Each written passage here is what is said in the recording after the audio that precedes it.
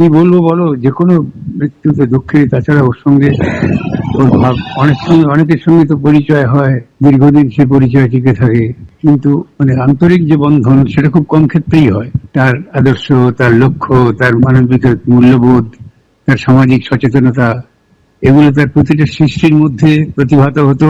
কি বলবো, একটু দুর্মূল্যও বটে। ওইরকম পাওয়া, বন্ধুত্ব পাওয়া একটা মানে দুর্লভ। এই সবকিছু মিলিয়ে মিশিয়ে একটি, তার চেয়ে বড় কথা, একটা জীবন অকস্মাৎ অকারণ বিনামেঘে বজ্রপাতের মতো, এটা কি হলো, এটা কি করে এর ব্যাখ্যা করব, কি করে এটাকে সহ্যের জায়গায় নিয়ে যাবো, এগুলো তো ভাবা খুব মুশকিল হয়। লস তো বটেই, এটা একটা ধাক্কা, এটা একটা মনের ভিতরে একটা ধাক্কা, এটা অভিনেতা হিসেবে একজন ধাক্কা, মানুষ হিসেবে একটা ধাক্কা।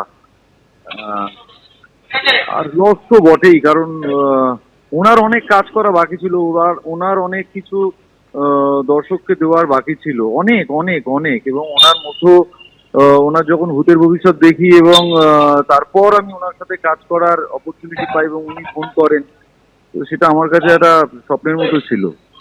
এবং তারপর যোগাযোগ হয়, ওই হয়, মানে এটা তো কি বলবো, মানে এটা আর কোনো আমার ভাষা নেই এটাকে ব্যক্ত করার জন্য। শব্দ যথেষ্ট নয় আর কি।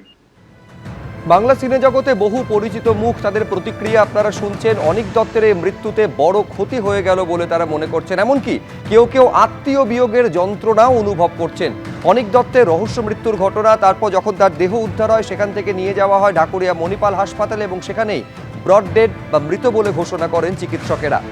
নানারকম সমস্যা অসুখের জন্য আগে ছবিটা ইনকমপ্লিট হয়ে গেছিল। ওর ছবি নতুন কাজ শুরু করার কথা ছিল, জন্মদিনের দিন ওর সঙ্গে আমার কথাও হয়েছে। তখন বললো আমি নতুন কাজ শুরু করছি, তাই নিয়ে কত ভালো ভালো কথা হলো।